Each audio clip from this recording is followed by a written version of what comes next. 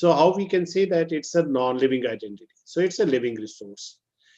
And vast number of microorganism species are there. And this is surprising that of all the microorganism species, only 1% have been are currently being identified. On the other hand, if we talk of plant species, we have identified around 80% of species at the global level. But microorganism, we have identified only 1%. So this is very strange.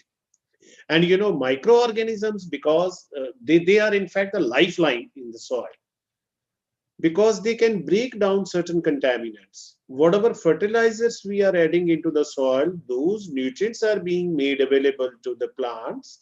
It is only because of the microorganisms. My colleagues from soil science, they better know that nitrifying bacteria, ammonification process, it's all being carried out by microorganisms. And apart from that, even whatever organic matter we add into the soil, it is broken down into simpler forms, ultimately converted into humus. That is also because of microorganisms. So better to say that soil is like a woman. It's elegant, it is as well as productive. Imagine that if soil would not have been there,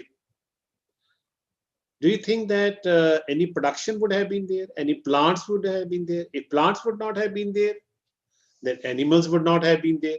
Even human being would not have been there. So it's a productive thing. In Indonesia, they say that soil is derived from the word siti, S-I-T-I, and siti means a woman. So that means somewhere, yes, it's just like a woman, it's just like a mother. And if we talk of Guru Granth Sahib, which is the holy book of Sikhs, soil is referred to as mother. It is said that Pavan Guru Pani Pita Mata Tar. Pavan means air. Air is your guru, water is your father, and earth or soil is your mother. So, say whether it is in Indonesia, whether it is in India, Guru Granth Sahib, maybe in other countries, other languages, similar things. So, there is no doubt now to say that soil is our mother, soil is like a woman which produces the thing. So, we as soil scientists or non-soil scientists or agricultural scientists, we don't have to see the soil as non-living entity. We have always to see, first keep in our mind that we are going to deal with a thing in agriculture that is soil, and it is a living thing. It is our mother. And of course, it is an important component of carbon cycle. It is an important component of water cycle. Because nature has provided us with so many cycles. You have different nutrient cycles and all that. But the most important being water cycle as well as carbon cycle. So here, soil has a great role to play in these two cycles, maybe other cycles also. But particularly when we talk of soil, so it is, it's a link between hydrosphere, lithosphere, and atmosphere. And this whole of our ecosystem or Mother Earth, it is composed of three components. One is hydrosphere, lithosphere, and atmosphere. And soil is a link between the three. So you can now imagine that how important the soil is. And as I said, that it's a part of the carbon cycle. So soil, it is basically a biogeochemical interface between atmosphere, hydrosphere, biosphere. So it plays a very important role in global carbon cycle. And this is surprising to say that of the total soil organic carbon which is present in the soil all over the world, it is equal to twice the carbon pool present in the atmosphere. So again comes the importance that it is a sink for most of the organic carbon. And this is possible only through soil aggregation. Soil aggregation basically is the nucleus of all mechanism of carbon sequestration. So if we have more stabilized aggregates, then it means a long-term carbon sequestration. And the God Almighty has given us this carbon cycle just to keep a balance between the carbon dioxide present in the atmosphere, which is necessary for the plants. And this is how plants, they capture carbon dioxide so that the level of carbon dioxide in the atmosphere does not exceed permissible limits. But unfortunately, we have already exceeded that. Then how to define soil health? This is in fact very critical. Many times people say that, okay, if you have very good soil organic carbon, then your soil is okay. Soil is healthy. But the question is it really healthy? I asked my colleagues in PAU Soil Science Department that let us come out, all our senior scientists, retired scientists, and have a debate on soil health. Because many times non-soil science people, they feel that soil health means organic carbon. Higher the organic carbon, better is soil health. But I don't agree with that. Then I tried to just go through the literature, and they say that soil health is actually the quality of soil. I have given the reference over here also. And this quality is there, that soil should have such a quality to function as vital living system within ecosystem and land use boundaries. So it has to function as a living system. And it can be living system only when microorganism, microbiodiversity is there. If microbiodiversity is not there, then it will not be a living system. Then we expect the soil quality to be such so as to sustain plant and animal productivity, and similarly to maintain or enhance water and air quality, because air quality is dependent on soil. Just now I talked of carbon dioxide. So atmospheric carbon dioxide level, of course, that will be balanced by the soil organic carbon sequestration capacity of the soil. Then to promote plant and animal health also. Then this is how we say that this determines the health, soil health. Now, what should be the components of soil health? Unfortunately, I should say, soil scientists all over the country, throughout India, I should say, they feel that the most important component of soil health or soil fertility, it is availability of nutrients. These are the chemical reactions. No. Soil health or soil fertility or soil quality, it is a combination of soil physical environment, soil chemical characteristics, and soil microbiodiversity. If one of the component is weak, soil health will be weaker. This is very important to see. Now, unfortunately, again, I should say I apologize from the people who work on soil chemistry or fertility, point of view. They ignore the soil physical environment. But now the younger colleagues, I'm seeing that they are diverting more towards work on soil microbiodiversity. That is very important. But again, soil physical environment is still neglected. And let me give you a best example I ever give to my students in the class as well. In Punjab, we have rice feed system. And because of that rice feed system, what we have observed, and the farmers, they immediately come to us at the time of first irrigation to wheat crop. Generally, it's a heavy irrigation in Punjab. They have ample water and they apply water because of the bigger fields, more than 2-acre fields. And if there is rainfall, even if there is not rainfall, after first irrigation, the wheat crop turns yellow. Then farmer immediately rushes to us, see what has happened to my crop. It has turned yellow. Then we ask him about the history. Is it a rice feed? He says yes. Have you applied urea? He says yes. Urea is there, water is there. Still, that yellowing means that shows typical symptoms of nitrogen deficiency. Though he has applied nitrogen more than what we recommend to him, still nitrogen deficiency. The issue is that there is aeration problem. Due to repeated puddlings during the rice cultivation, a hard layer has been formed at certain depth, that is 15 to 20 centimeter depth. And when he applies heavy irrigation, that water does not immediately go down the soil.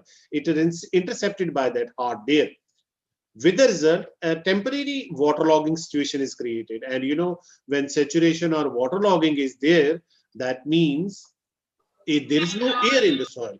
When air is not there, so wheat roots are not able to breathe. And if roots are not able to breathe, they won't be able to take up water from the soil as well as nutrients, because nutrients are taken in solution form.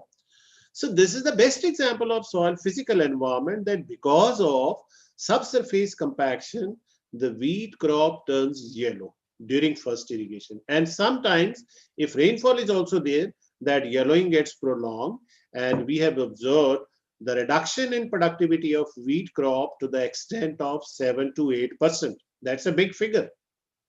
So this is the best example. I say that soil physical environment is as important as soil chemical environment, as important as soil microbial environment. So all these three, they collectively, we can define soil health or soil fertility. Then what we expect the soil health indicators. First of all, soil health indicators should be easy to measure. Even if I ask my younger colleagues today that how they will measure soil health or how they will measure soil quality. So if you go to literature, you have different, studies. Somebody saying you take 4 properties. Somebody says 10 properties. Somebody identifies that, okay, out of 10, these 3 are most important properties. But the question is, reality is that till date, we have no well-defined universal indicator of soil health. So it should be easy to measure.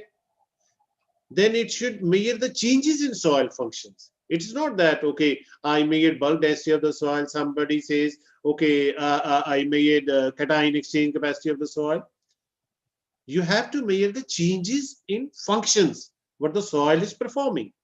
Then encompass chemical, physical, biological properties also. So whatever indicator you define, that indicator should have these 3 type of properties: chemical, biological, as well as physical. And it should be sensitive to variations in climate and management characteristics also. So what I feel is a lot of work needs to be done on soil health indicators, identifying soil health, soil quality indicators. So we cannot say that if organic carbon is good, it is high, soil quality, soil health will be good. At least I don't agree with it. Now, what challenges do we have for degrading soil health? Now in many, I should say, states of India, we have intensive cropping. If I say that in Kashmir, yes, during winter you leave your soils barren, but now people have started sowing, that oilseed crop or other crops during winter also. So otherwise, we have intensive cropping, and because of intensive cropping, you have mining of essential crop nutrients. Because you cannot say that, okay, the soil is going to provide you all the nutrients which are being mined every year. So that will not be possible. And this is the result that we are observing micronutrient deficiencies in Punjab. We still, zinc, in Punjab now, zinc is a regular, fertilizer being added to every crop. So still we have 15% soils which are deficient in zinc, then manganese, 11% iron, 3% even copper deficiencies now emerging. Then accelerated soil erosion by water and wind. In Punjab, if I say, then we have Shivaliks region, the most, I should say, fragile region in whole of the Himalayan ecosystem, because soils are very erodible, and it has both on-site effects as well as off-site effects. But off-site effects are much more important. They have affected our big dam reservoirs. All the major reservoirs, hydroelectric reservoirs in our country, they have been silted up, and in many cases the dead storage is already gone. So and that is the neglected part. People don't bother about treating the catchment areas, and that's why soil erosion is accelerated, and that silt is ultimately filling up in the dams or reservoirs. Then, as I said, soil physical health degradation is there, which is again neglected, and that is crusting. Crusting is very important. If the farmer has sown, coarse and medium textured soils, he has sown the crop, and immediately rainfall is there, he has to re-sow it, because a crust is formed, and that crust doesn't allow the seeds to germinate. Compaction, I gave you a best example in Punjab, subsurface compaction. Then again, accelerated soil erosion. This is there, particularly in J&K, I should say. This is to a larger extent. Then again, Shivaliks region, it's in J&K, it's in Himachal Pradesh, in Punjab, and in Haryana also, and some part of Western Uttar Pradesh also. Then we have decline in activity and species diversity of soil bottom. Now, in Punjab, these what you call as biofertilizers. Biofertilizers were never responsive. We didn't get any response in biofertilizer.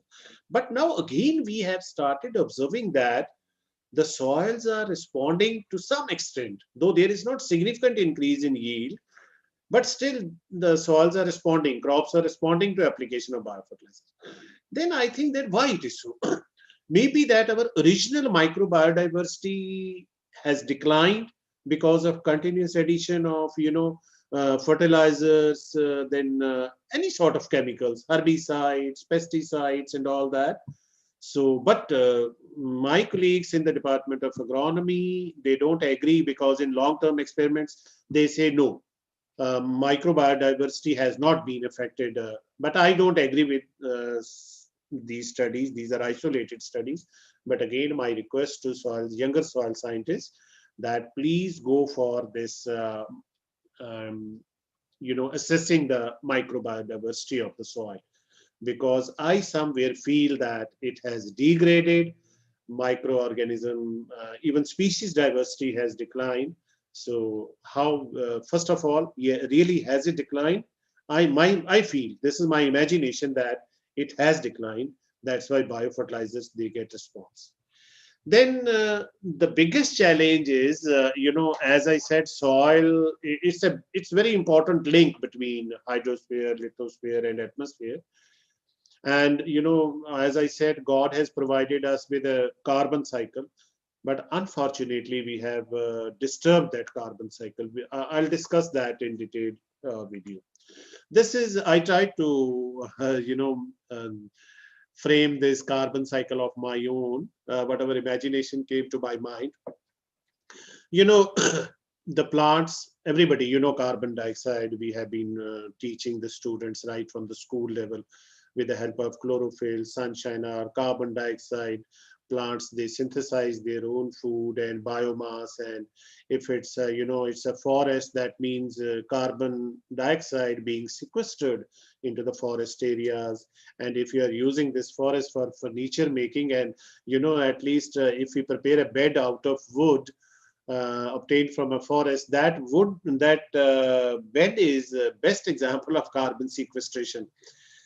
But anyhow, then again, animals depend on plants, then human beings, they depend on animals, they depend on plants, then carnivores depend on other animals. So this is how the cycle goes. When plants die, they become part of the soil. When humans die, they become part of the soil. Animals, they become part of the soil. So again, the soil remains, emitting carbon dioxide and other gases into the atmosphere. Carbon then goes back as carbon dioxide. So this is how this carbon cycle moves. But unfortunately, what has happened, that this is, you see the stars, I have put some stars. These are the points where we have disturbed the cycle. Now we have gone for deforestation. Everybody knows, and in J&K, I have been seeing for the last 50 years. I am 57 plus. I have been seeing that the forests have been degraded like anything. Though I'm not a man of forests, but as a common man, whatever I used to see 30 years, 40 years back, now it's not there. So those are gone. So that means this carbon cycle has been disturbed, because trees, they have vast potential of sequestering carbon dioxide. And when trees are not there, so that means no carbon sequestration. And at the same time, coming over here, now if trees are not there, agriculture is there, because we have changed the land use. We are cutting the trees and using this land for agriculture, and agriculture land going to urbanization. So even if we are going for agriculture, people say that you have a crop over here. Crop is also sequestering carbon dioxide. But then again, this is here the second star, I should say. We in Punjab, we burn all the crop residues like anything, and these go back. So whatever has been sequestered over a period of 4 to 5 months, that is sent back to the atmosphere within, I should say, 4 or 5 or 6 hours. So now, where is carbon sequestration? And then here is another star. You have, this industries emitting, all the carbon dioxide and the other greenhouse gases into the atmosphere. Then if you have the paddy fields, then methane is also emitted. I should not say that paddy fields should not have been there, but because paddy fields are deliberately kept continuously flooded by the farmers, so there is production of methane gas, and everybody knows that methane is much more hazardous greenhouse gas than carbon dioxide. So this is how we have disturbed the carbon cycle. And if we have disturbed the carbon cycle, now because these residues which would have gone into the soil, which could have been part of the soil, that is being burnt into the atmosphere in the form of carbon dioxide. So that means you don't have sufficient organic matter. So if organic matter is not there, microbial population will decline, soil physical environment will decline, it will degrade, even soil chemical properties will also degrade. So this is how the carbon cycle, if it is disturbed, how it affects soil health. So this is our point of concern. Now, if I talk of deforestation, and you see, this is these bars are the area under forest. So if you talk of this starting from 1930s to 2013, you can see a steep decline in this forest cover. And if I say that, they say no, okay, for the last so many years, 20 years, it is stable. But unfortunately, I should say that the forest people, they come out with a very good figures. They count each and every tree, even a tree which is there in my household, that is also being counted by the forest people. They say that this is forest. Actually, a single or two or three trees doesn't mean that it constitutes a forest. So, but anyhow, they have these figures, but still there is big decline. And at the same time, you can see this red line. So this carbon is also gone, because if trees are gone, Canada, I just read just in the morning today that Canada still has 91% forest cover, as existed at the beginning of the European settlement. If Canada can have this, why not India? But perhaps India cannot, yes, because the biggest problem over here is population. You have to make the land available for urbanization, and agriculture land is going under urban areas. Then forest land is going under agriculture areas. And moreover, we have a democracy. We are democrat and we can do anything, because we got a license from democracy that you can do any damn thing, nobody is going to answer you. And when this earth says Corona, okay, COVID or Corona, thank you very much for the break you gave me. I hope you understand, because when it was lockdown, the air was so pure. People could see Doladar ranges of mountains from Jalandhar. That was really astonishing. So because air was very pure, the PM content, PM 2.5 or whatever dust you say particulate matter was not there. But then Corona says, do you think they have understood? So you know that when lockdown was gone, and today it is the same situation which existed before lockdown. So anyhow, as I always say, we are a democratic country. Democracy has given us a license to do any damn thing, to damage anything. Nobody is going to ask you. Sorry to say that. Then, as I said, in Punjab alone, every year 12 to 16 million tons of rice stubbles are burned. And apart from this, some wheat stubbles, partially, those are also burnt. So it releases 12 megatons of carbon dioxide plus other greenhouse gases into the atmosphere.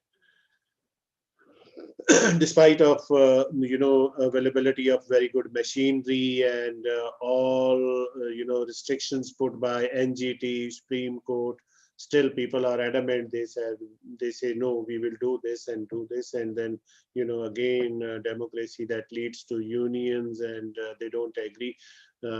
They don't even are concerned that when they burn the residues, it is the first of all their own children in the village, they will be affected. Later on, this smoke will go to the cities, then maybe to the other states. So if we burn rice residue, it leads to 0.57 million tons of nitrogen. It adds to greenhouse gas emissions, as I said, 70% carbon dioxide, 7% carbon monoxide also, even 0.6% methane, and 2.09% of nitrous oxide gases. And moreover, it disturbs the carbon cycle, because otherwise, this God has provided us that all these residues should have become the part of the soil. That no, we don't allow it. So this is simply disturbance of carbon cycle. This is very interesting study I wanted to show. Just a few days back, I got it from one of my students in US. He studied. He studied. These are three states. This is Punjab, this Haryana, and this tiny one over here, Delhi. Now you see the pictures of air pollution and air quality, particularly particulate matter 2.5. So you see in January, February, March, April, and all up to December. Now reddish color means the condition is more severe. That means PM 2.5 is very high. But the question is, this is here. If you see November, this is the most reddish one, and somewhere October, not so much, because this is the month where there is maximum burning of the residues. But then can you see what happens in January? What happens in February? Those January, February seem to be equally reddish as in November or even in April. And just the season is good during August, September, we have yellow. Now the question is, okay, if you say that it is because of the burning that all these three states, these are affected by burning of crop residues, what about January and February? That means apart from burning, there is some other factor, and other factor is on this right side, you can see this traffic. Number of vehicles have increased 2.5 times during a period of 10-11 years. It matters a lot that if you have, say, 5 crores of vehicles, it means within 10 years, the number swelled to 12.5 crores. So that means January, February, or November, here the dew point temperature, it is quite low. Because of that, whatever smoke is there, whether it is from traffic, whether it is from crop residue burning, whether it is from factories, this does not go up, this particulate matter, and those tiny carbon particles, they remain into the air, and it looks us to be a smoggy situation, smog-like situation. But that doesn't mean that I say that, okay, straw burning does not add to the pollution. It adds. But the question is, if it adds, January, February, it's because of the vehicular pollution. So every sector is responsible. And if I say vehicles, that means even I as an individual, I am also responsible for this type of air pollution. Maybe in my own state, maybe in my neighboring state, or in any other state. Then in the same study, they showed, you see this particulate matter 2.5, it was about 24-hour mean threshold. Mean threshold is 25 micrograms. And you can see over here, this red line, this is this is threshold value. And you can see for all the months, how this is above PM 2.5. Throughout the year, it is above that mean threshold value. So what does this indicate? Residues are burnt only during November or last October, or even April, I should say. Then similarly, you see sulfur dioxide, nitrogen dioxide. These concentrations, if we take as per WHO air quality, 20 micrograms per cubic meter. Again, these are quite above these. Even if you take Central Pollution Control Board standards, that is 80 microgram per cubic meter, even then these are high. So 42 and 50% of the days remained above threshold limit for sulfur dioxide and so this is, it should not be there that we blame a particular sector for air pollution or disturbance in the carbon cycle. I should say it is every sector, every individual responsible for air pollution. And air pollution means disturbing carbon cycle. So how it helped, it is affected with soil health. So first of all, if I say that one is you are polluting the air by burning the residues, that means it's direct effect on soil health. The residues which should have gone into the soil, those are being burnt. So one is there, you are depriving the soil of any organic matter. Second thing is when this air becomes polluted, you have different gases over there. And when precipitation is there, that precipitation, when it falls on the surface of Earth, it is acid precipitation. You have accumulation of dissolved poisonous chemicals. The gases, they combine with water, they become acids. And you know, when that acidic water, it enters into the soil, it lowers soil pH. And my soil scientist colleague, they better know that when soil pH gets lowered, the soil chemistry is altered. Nutrient retention capacity decreases because most of the nutrients, they get mobilized, and because of low pH, those nutrients, they are leached out of the root zone. And even heavy metals, they get mobilized. And if heavy metals are mobilized, those metals, heavy metals are taken up by the crop, and then those enter into the, you know, the food chain. Or they may go down into the groundwater, and same water when we drink, those heavy metals, they come into our, you know, bodies in food chain. So whether it is eutrophication, pollution of irrigated soils, it is of course related with the, you know, air pollution. And it is not there that remedy is not there. Generally, the people say, no, farmers, they don't have any other option. We have a wonderful machine. We call this as Happy Seeder. This machine can directly drill wheat crop into the standing stubbles, not only wheat, but other crops. But the problem is, if this is the field, this is the wheat field, farmer is not, his mindset is to see the wheat field as lush green crops. He is not happy to see these stubbles. He feels that somehow these stubbles, they will lower the productivity of the wheat crop, which is not fact. Because after a month or so, these stubbles will be gone and wheat crop will surpass it. But his mindset is that no. He doesn't know my crop will be, you know, my yields will be decreased and all that. So this mindset needs to be changed. And you know, when we directly drill these, you know, any type crop, maybe wheat or other crops, into the standing stubbles, so we have one effect is that stubbles are not incorporated into the soils, rather stubbles are retained on the soil surface. So retention means it's a mulch. And everybody knows, agronomists and soil scientists and even other agriculture scientists, Greeks, they know that mulch helps in conserving soil moisture.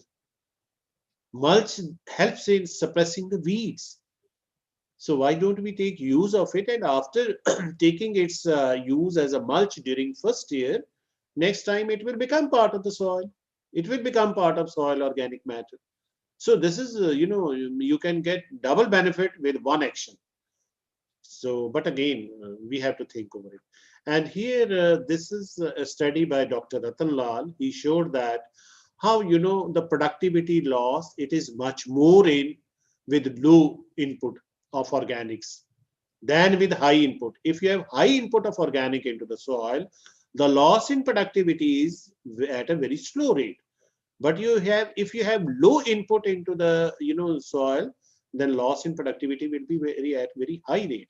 And this is what is happening nowadays, because we dump all the farmyard manure near water bodies.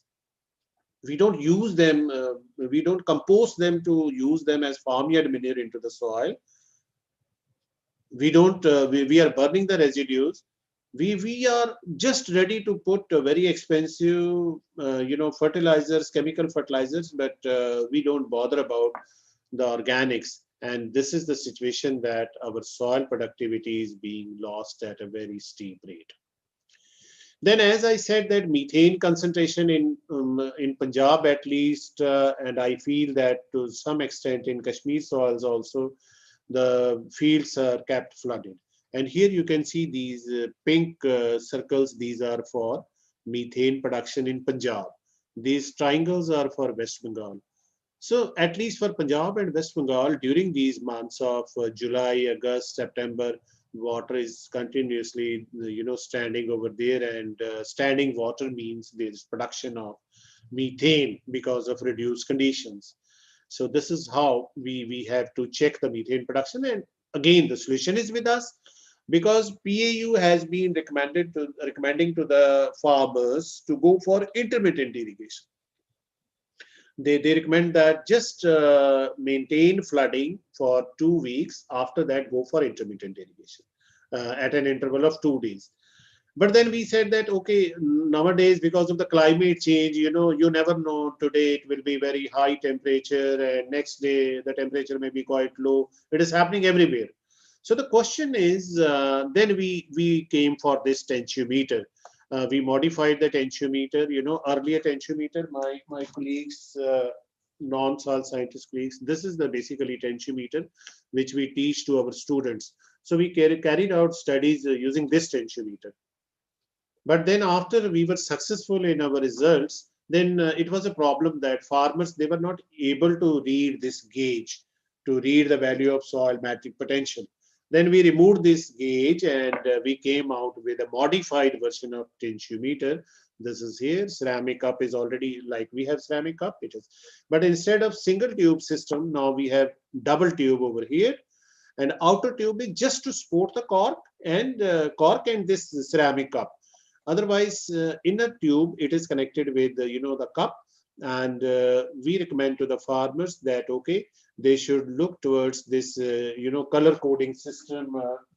If the level of the water in the inner tube, it is within green zone, no need to irrigate. Whether it gets an interval of 3 days, 4 days, maybe 10 days, don't bother. They should not worry.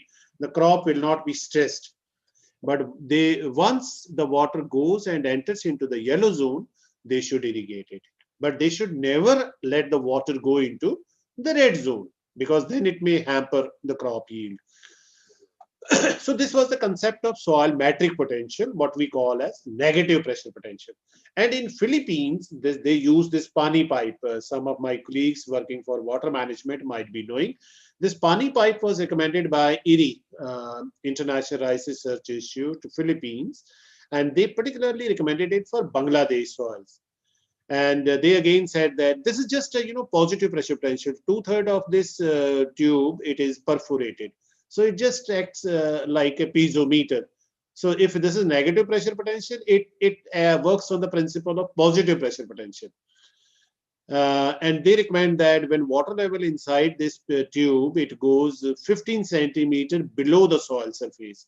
This is the soil or ground surface. When water centimeter goes 50 centimeter below, only then farmers should irrigate the rice crop. But this did not work in our Punjab condition, maybe because our water tables were too deep and our soils were too porous. So this did not work over there. I worked very hard to get it success, but it could not be.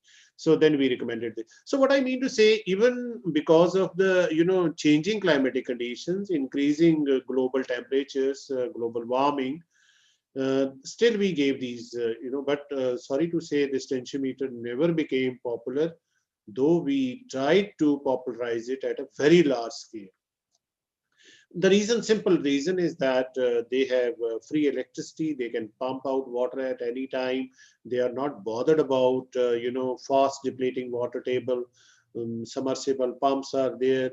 They are deepening the submersible motors, getting water out of it. Just 2 days back, I was just,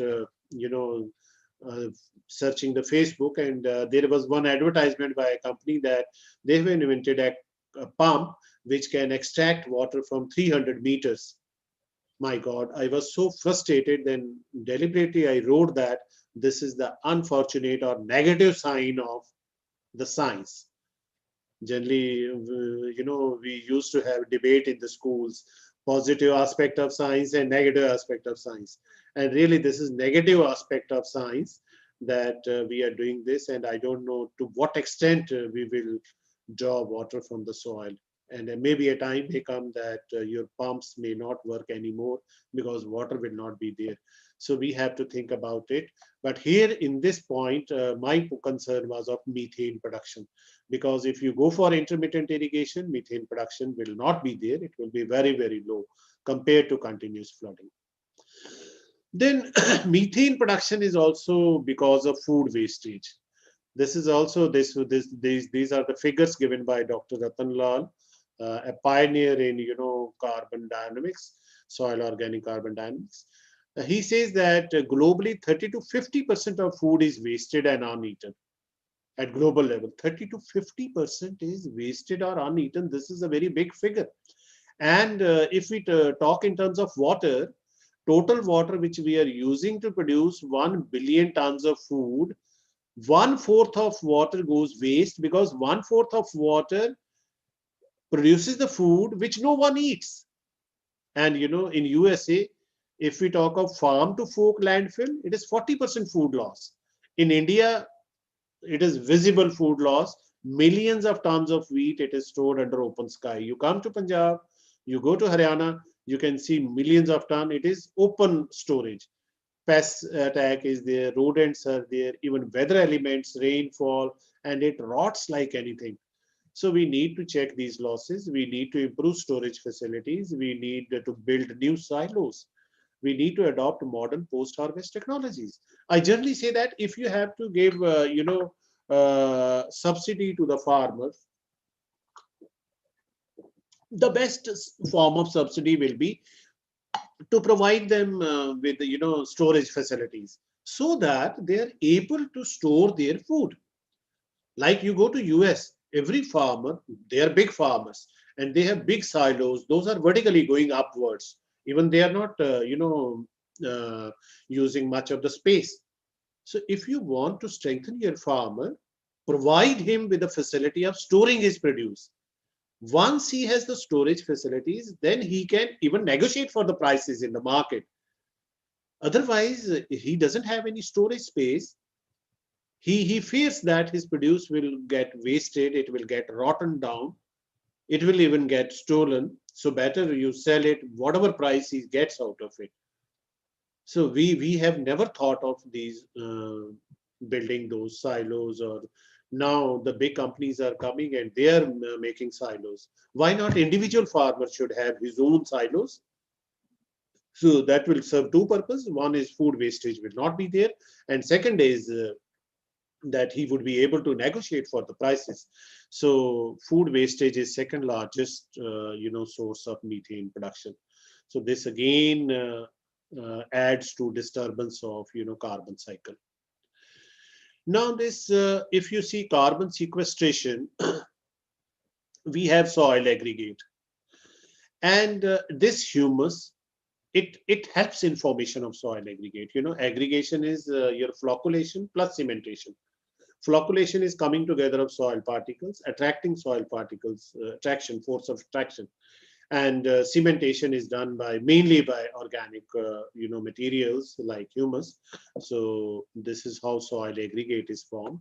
And if you break down this soil aggregate, then whatever emission will be, it will be carbon dioxide going back. So this is sequestration and emission, two contrasting processes. So we have to concentrate mainly on sequestration. And if you see, these are now some studies from my students in PAU.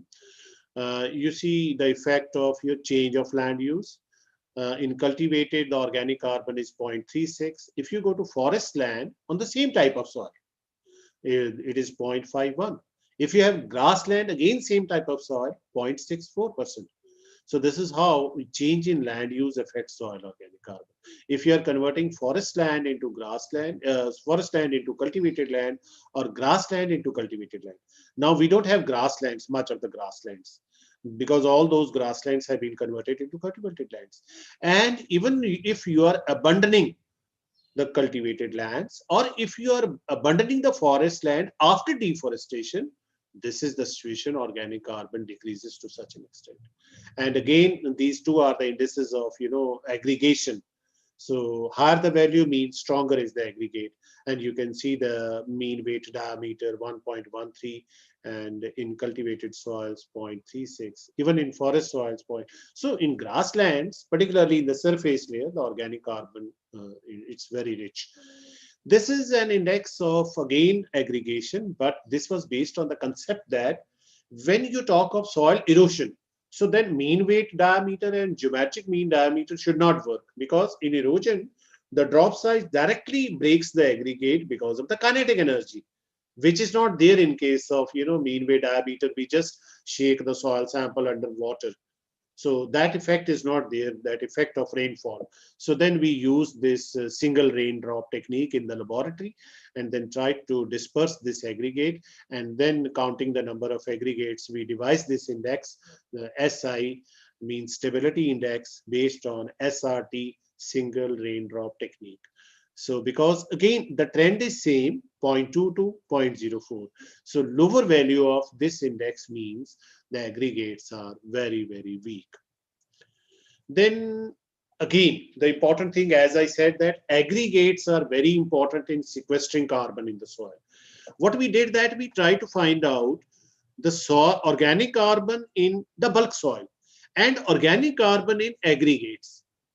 And in all the cases, whether it is in eroded, agriculture, forest land, the organic carbon in the aggregate was higher than the organic carbon in the bulk. This was very interesting study. It was published, I think, in Soil, Land Degradation and Development. That's very high impact factor journal.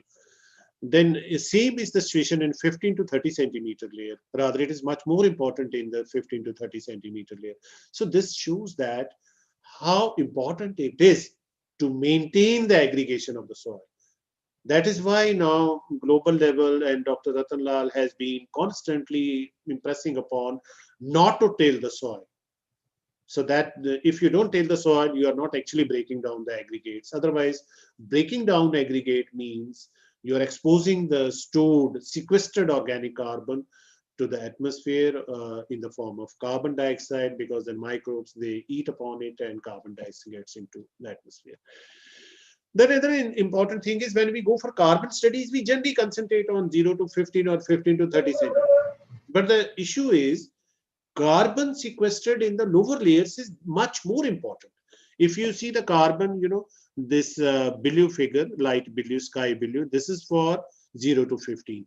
So again, in 15 to 30, you see, of the total 0 to 100, 93% is present in 15 to 100 centimeter profile.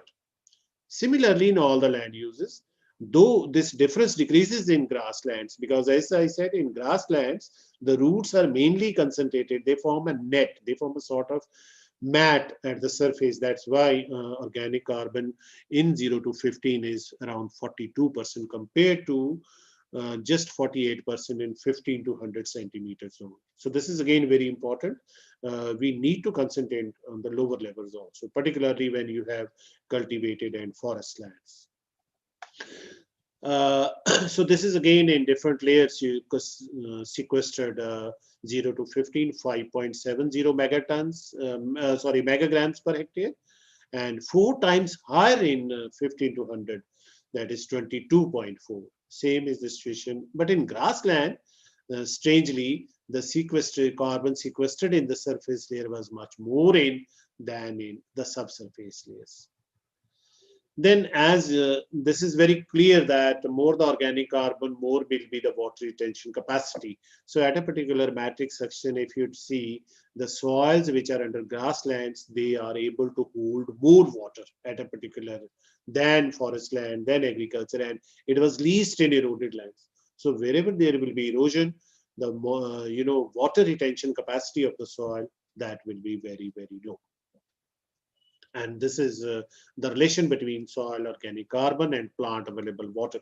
So the beauty is that carbon cycle just is not a carbon cycle.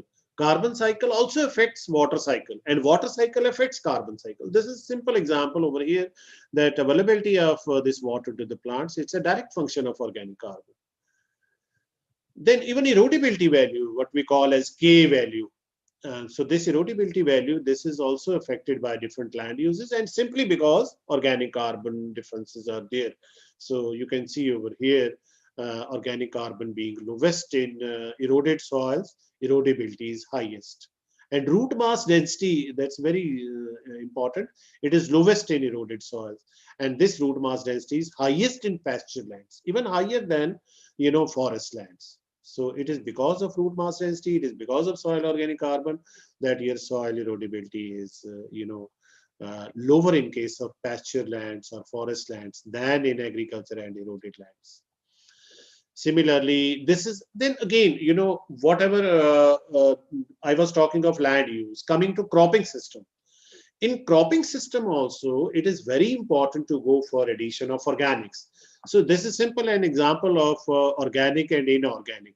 And you see where you have organic, see the value of mean weight diameter. This in rice wheat system 0.52. And if you have only nitrogen added into it, 0.15. If you add P, 0.24. If you add K also, 0.31. So that means balanced fertilization is also important, and organics are also. But even if you are adding balanced in organic fertilizers, those are still not comparable to the organics alone. So this is very important. Same is the situation in maize wheat. Then bulk density is also affected. Of course, bulk density gets affected due to organic carbon. And if we see soil organic carbon pools and soil organic sequestration, so you can see that where you have added farmyard manure, the soils sequester 310 tons per hectare of more carbon than than this control, where you do not, where we have not added any, fertilizer, inorganic or organic. Similarly, when nitrogen alone, 130. When N and P, 190. So when all the three nutrients are there, 260. So this is very interesting study in all the three cases. This is published in Soil Intelligence Research. And this study, I should say, done by one of your own colleagues, Dr. Rehana Rasool. This is her PhD work, wonderful work she had done, and she published, I think, more than 5 publications in international journals with very high impact factor. Out of these, 3 publications were in soil intelligence research.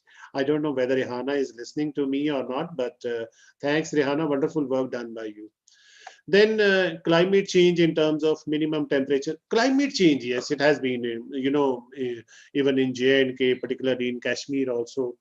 When I used to live over there, we never had a fan, but nowadays people have air conditioners in Kashmir also. That is strange enough. So yes, minimum temperature rise is very conspicuous in Punjab, both during Kharif season and Rabi season. And if minimum temperature rise is there, you can see the effect on biomass. You can see the effect on, what you call as decomposition of organic carbon also. So yes, this is going to affect. And when it rains, it says that when it rains, it pours. And when it pours, you have very high runoff rate because intensity of rain is very high. Infiltration rate of the soil is low. So when intensity, the rate at which water falls over the surface, it exceeds the rate at which water enters into the soil. You can see this is very good, analysis done by some colleagues during 1901 to 1910. This decade, this dark reddish portion, this was the extreme rainfall. That means more than 244 millimeter.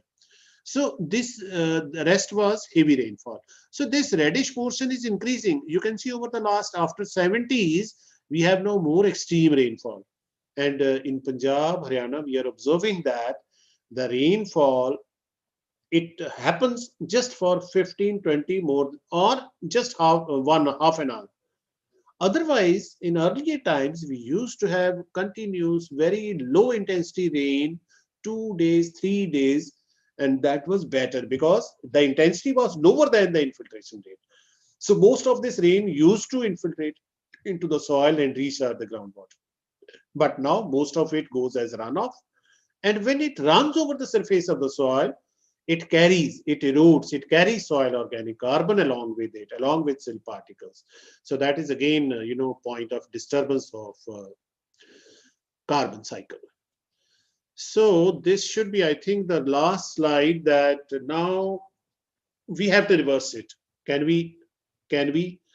So if it would not have been lockdown situation earlier, I should have said, no, we cannot reverse it. But lockdown, because of the lockdown, because of COVID-19, I should say, God Almighty gave us a lesson to learn that you can reverse. Still, there is time. You must change yourself. You can reverse disturb carbon cycle. You can reverse disturb water cycle. अभी भी कुछ नहीं बिगड़ा है, but now we have to see. So how we can do it? So one thing is very clear, that most soils of agro ecosystem, they have lost 20 to 25% of antecedent soil organic carbon pool. And this is mainly because of land mismanagement, land misuse.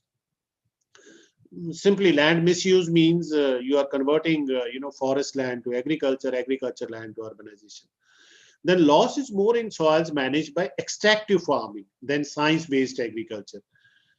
And loss is more in soils of coarse than fine texture. Could be that fine textured soils, they capture the aggregates are much more strong, so the losses are less.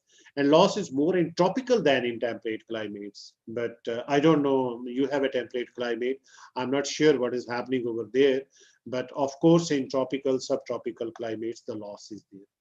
Then, in Punjab, the strange thing is that organic carbon in our soils is increasing over the time. And the main reason behind that is, the rice cultivation. Most of the time, the rice fields, they remain flooded. So, under reduced condition, microbial activity is less.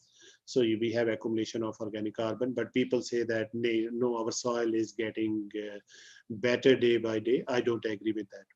Anyhow, so depleted soils and biotic carbon pools can be restored by land use and management system, leading to carbon sequestration. That could be through conservation agriculture. Now people are talking about, people are practicing it. So this has to be a part of the system, conservation agriculture. We cannot do without it now. Then integrated nutrient management is most important. You have to use compost, manure, even biological nitrogen fixation, mycorrhizal, bacteria, fungi. So all, it should be, because I don't believe in organic farming. The reason being, you cannot feed billions by growing through organic farming. So you have to go for, the answer is integrated nutrient management. Even the answer is integrated pest management also, or even integrated water management also. Anyhow, then use of biochar, because we need to convert crop residues into biochar. But again, we have to be very cautious that we need not prepare the biochar simply by crude methods, burning it in open in the absence of oxygen, and then saying that we have converted it into biochar. Because ultimately, if you burn it in the open, you are releasing carbon monoxide into the atmosphere. That is a more poisonous gas, So scientifically, we produce biochar out of residues and then use that biochar in the soil. We need a lot of studies in this direction. So I don't think that there are sufficient studies to say that after how many years the biochar will get decomposed, what effect it will have on soil, physical, chemical, biological properties, that needs to be seen. Then soil quality and productivity of degraded, desertified soils can be improved by enhancing, again, soil organic carbon pool. So carbon dioxide in soils, if we do it, it can mitigate climate change through drawdown, because you are sequestering carbon and storing it into the soil. So that is, if we could do it by reducing at least 50 ppm over the next century, then we can mitigate the climate change effect. But the question is, are we ready to do that? That's a big question. For harnessing the benefits of carbon sequestration in soils, we need to incentivize the farmers. Because if you ask the farmer, don't do this, he will say, why? I'm going to do this. This is profitable to me. So we have to sensibly see that, if we have, because if you cannot stop a person from driving a car, A car meant for one person, meant for 5 persons, is driven by one person, is occupied by one person. You cannot stop him. He will say, "This is my car. I'm spending on petrol. Who are you to say me?" Until and unless you incentivize him. Same is true with the farmer. So we cannot, force the things on him. We need to incentivize him, because this is very important. We reverse our disturbed carbon cycle, not only for our own health, but for the health of the soil. And when it is health of the soil, it means health of our animals, health of human beings. So everything is dependent on this soil, because it is Mother Earth. So it is a soil. Don't treat it like dirt. And when we say it is soil, it is our mother. So thanks a lot for your kind attention. I could see many hands raised over there. I don't know, Dr. Shabir will guide me how to take the questions. Yeah. To you, Dr. Shabir. Yeah, thank you, sir, for such a wonderful presentation and giving your valuable insights on this very important topic. Thank you. As rightly put, it is the high time for reversing the disturbed carbon cycle. So with that, we will go ahead and take some time for questions. It looks like we have few questions. I request Dr. Iqbal to share a few of the selected questions. Over to Dr. Iqbal. Very good afternoon, sir. Good afternoon. I have few queries. I have actually shortlisted the queries. There are a number of queries.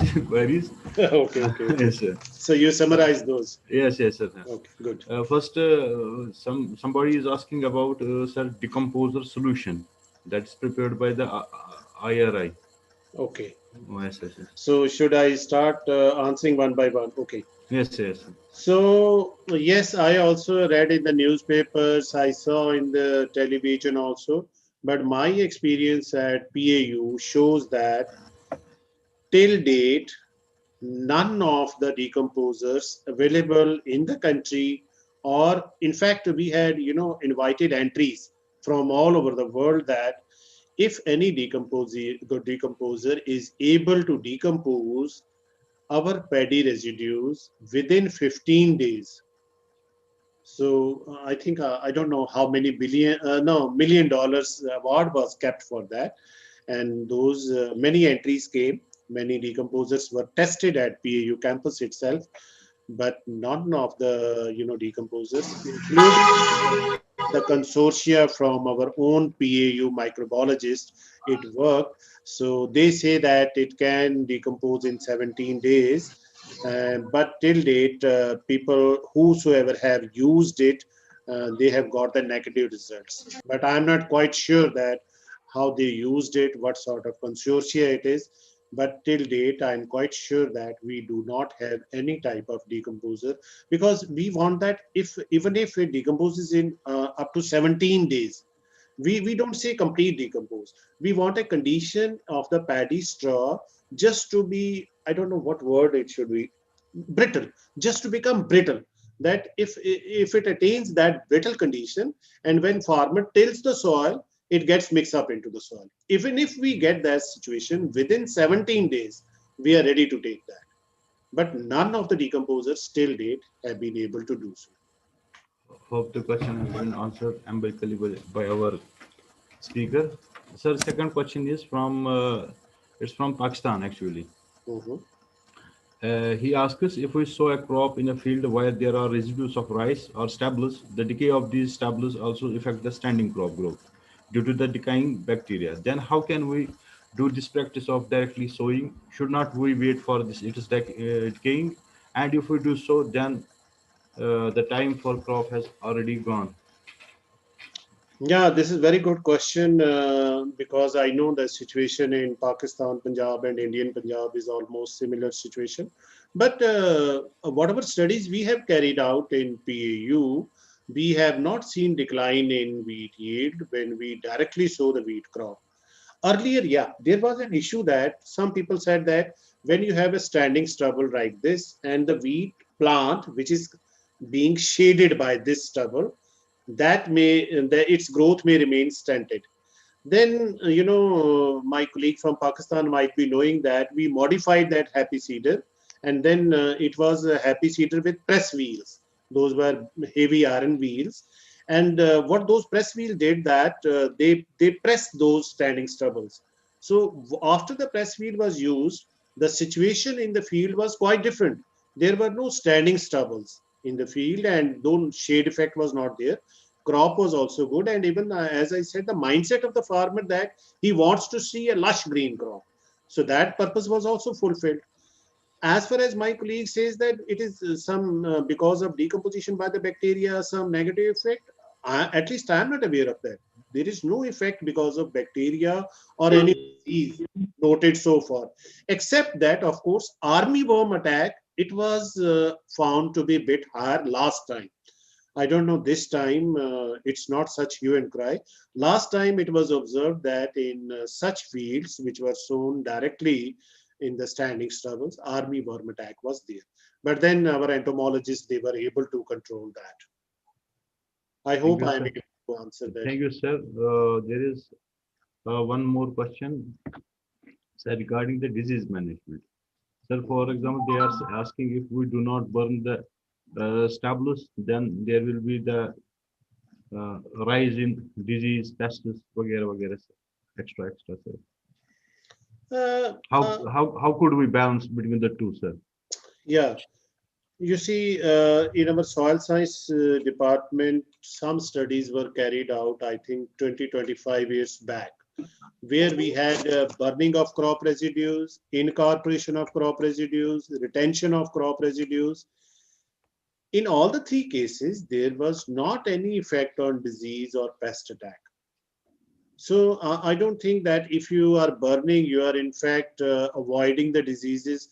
Even after burning, uh, we have, and particularly I should say in wheat crop, disease or pest should not be an issue because it is winter season. And whatever pest we have in wheat, that is at the end during the March when we have, you know, those what we call sucking type of pests. And those are not in any way connected with the residues.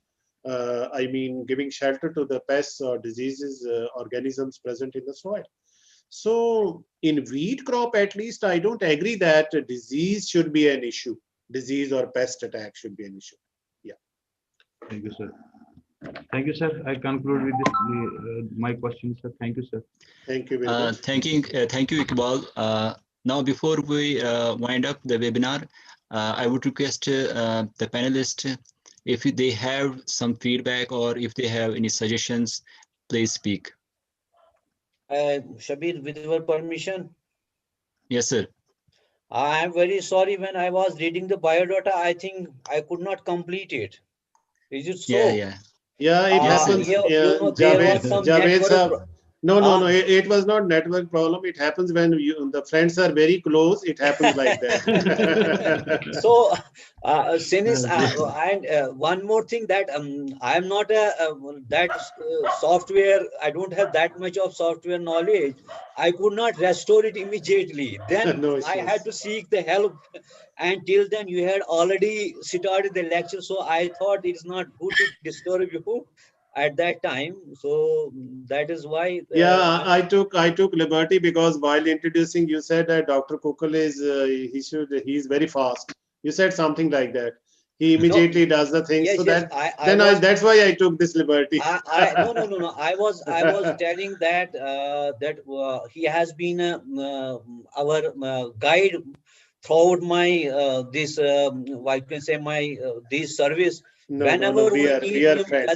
whether it is a MSc thesis evaluation or PhD thesis evaluation, he is very prompt in that, and he is very helpful when there is any issue regarding the thesis or there is an issue with the analysis of the student.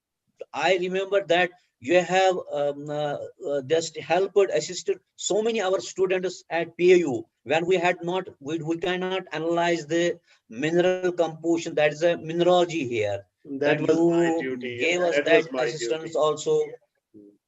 That is what is no. Sorry for that. No, I thank you very much No. for I the. said that's why me and Dr. Shabir, we did this. We today also we became very prompt. That's why we Yeah. started earlier without taking Exactly. your permission. Okay. So it was really a nice. It refreshes our mind, especially when you say I will add to it the definition of a soil, Yeah. I recently read that Guru Nanak Ji has said a lot. He was very concerned with the environment. Yeah. Yeah. That Pavan Guru Pani Pita Mata Dar Mata Mahal. Mahat. That is it.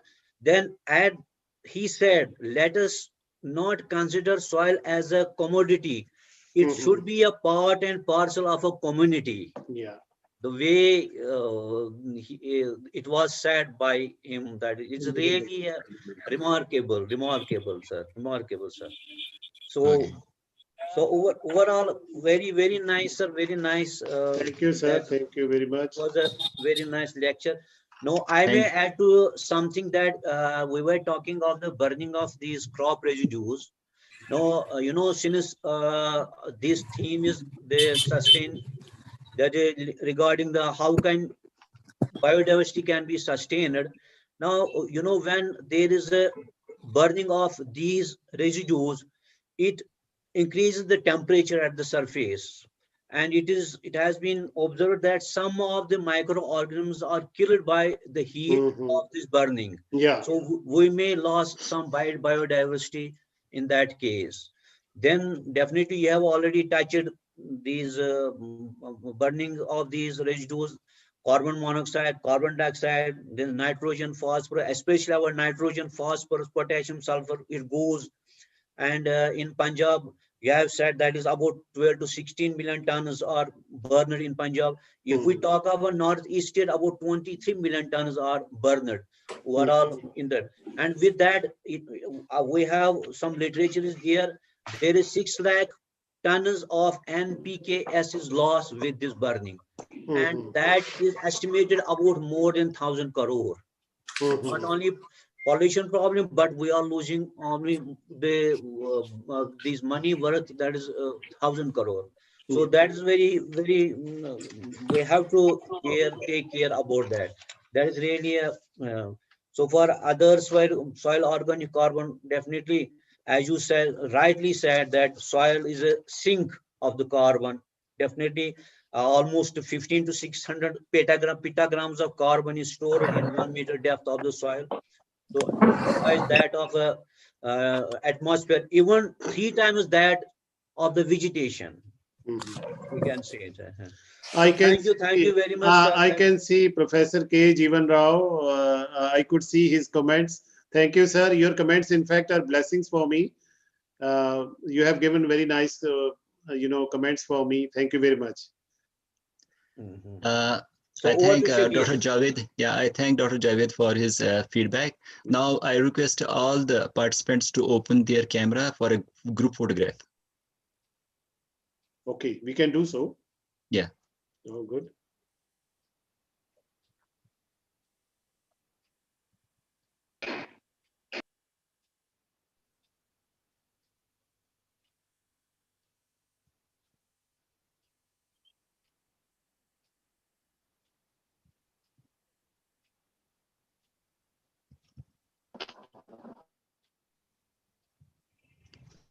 Okay, thank you.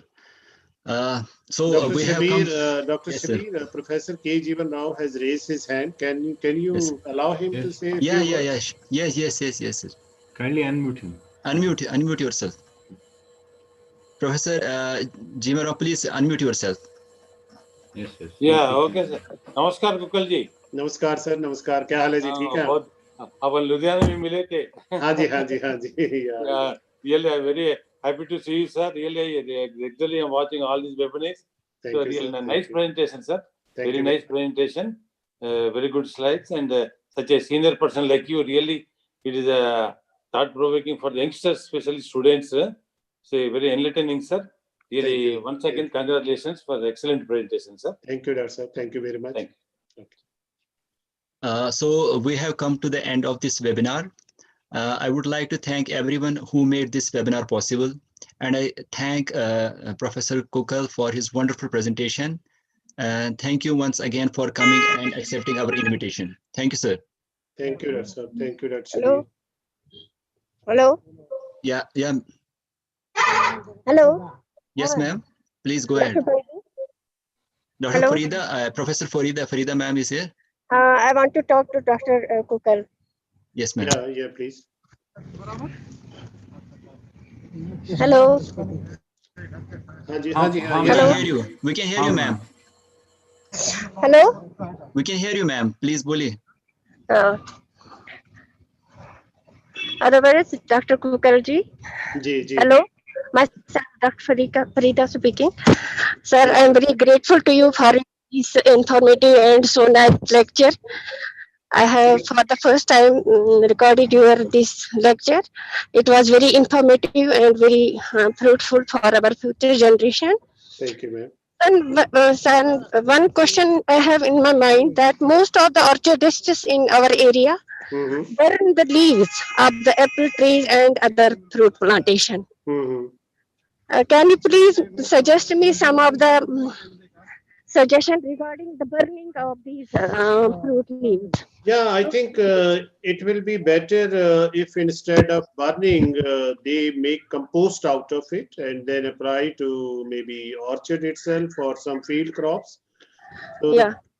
and what I feel is, I don't know whether there is a well-developed method of composting these, but the microbiologist and soil scientists, they can work together to come out with very easy and precise method of preparing compost out of leaves.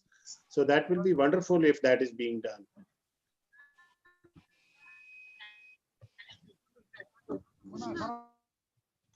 Okay, thank you, sir. Thank you, madam. I think we are good for now, and thank you. I thank everyone. It was Yes, a sir. pleasure being with you all. Yes, sir. Yes, sir. Understood that the conidia are present on the leaves. Okay, thank you, sir. Thank you. I think she has lost the connection. Yeah. Yeah, thank you, sir. I thank you once again. It was a pleasure being with you all this time in the webinar. Have a nice day, sir, and thanks for Thank you, Dr. coming. Sabir. Thank you, everybody. Thank you very much. Thank you very much, sir. Thank you.